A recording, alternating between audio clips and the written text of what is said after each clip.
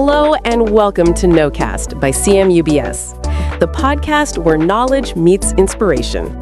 I'm your host, and I'm here to take you on a journey through ideas, insights, and stories that shape the world of business, research, and innovation. Each episode, we bring you thoughtful conversations, practical wisdom, and perspectives from experts and changemakers. Whether you're a student, a researcher, or simply someone who loves learning, this is your space to explore, grow, and stay inspired. Thank you for tuning in. Let's dive into today's episode and discover something worth knowing. Today, we're diving into one of the world's most dynamic and, honestly, most misunderstood business arenas. It's a region that's not just growing, it's rewriting the rules of global commerce. And yet, for so many companies, it's still a total puzzle. So let's start cracking the code, shall we? I want to start with a little pop quiz for you. When you think about the world's economic giants, the US, China, the EU, what region do you think comes in at number 5? The answer might surprise you. Well, we're talking about a group of nations with a combined population of over 600 million people. Now, just to put that into perspective, that's nearly double the population of the United States. It's way bigger than the entire European Union. And in terms of economic muscle, we're talking about a combined GDP of a whopping $4 trillion US. This isn't just some emerging market anymore, it is a full-blown economic powerhouse.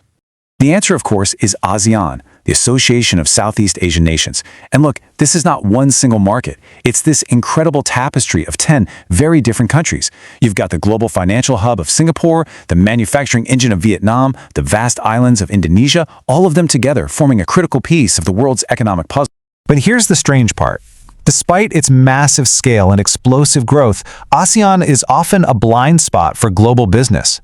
There's a surprising lack of real, on-the-ground understanding of how business actually works there, especially when you compare it to the mountains of research we have on places like China or Japan. And the global pandemic? Well, that just threw a huge accelerant on the fire.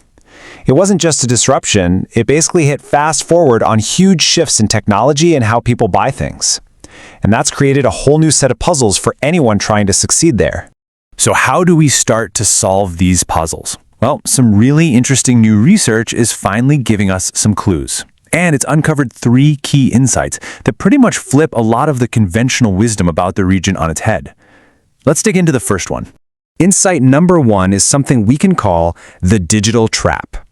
The standard advice you hear is that for smaller businesses, going digital is the magic ticket to global success. But it turns out it's a lot more complicated than that.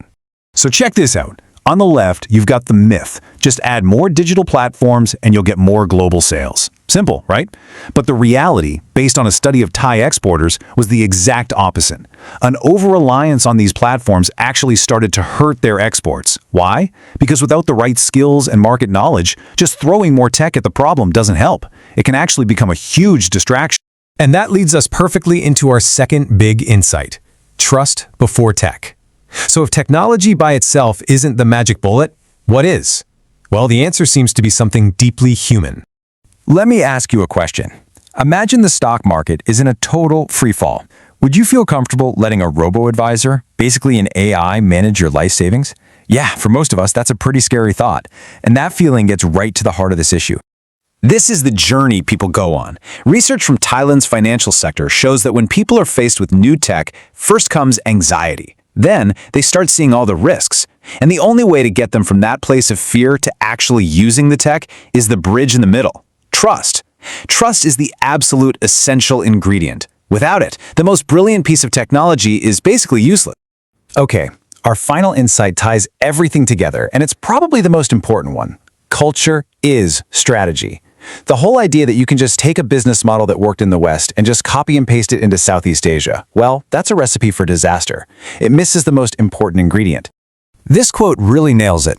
In many ASEAN countries, which are often more hierarchical and community-focused, communication is way less direct.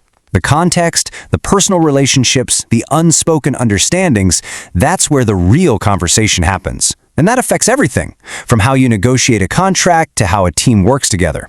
Your strategy isn't just what's on a PowerPoint slide, it's shaped by these deep cultural norms. So after all that, what does this actually mean for you? Well, these insights basically give us a brand new playbook for how to operate in the region. Okay, let's break it down. For leaders, you have to realize that ASEAN is not one single place. A strategy for Singapore will completely fail in Cambodia. For innovators, your job isn't just to build cool tech, it's to build human trust first. And for strategists, it's time to throw out the one-size-fits-all templates. Success only comes when you truly understand the local context. When you boil it all down, what this research really shows us is that ASEAN is this thrilling, complicated, and incredibly fast-moving place to be. But it's a place where success isn't defined by global best practices, but by mastering the local rules of the game.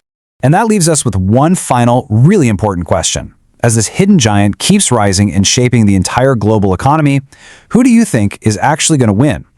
The companies that show up with a rigid copy-paste plan, or the ones who take the time to listen, to learn, and to adapt to the local rules? That's the question anyone looking to the future needs to be asking. Thanks for tuning in.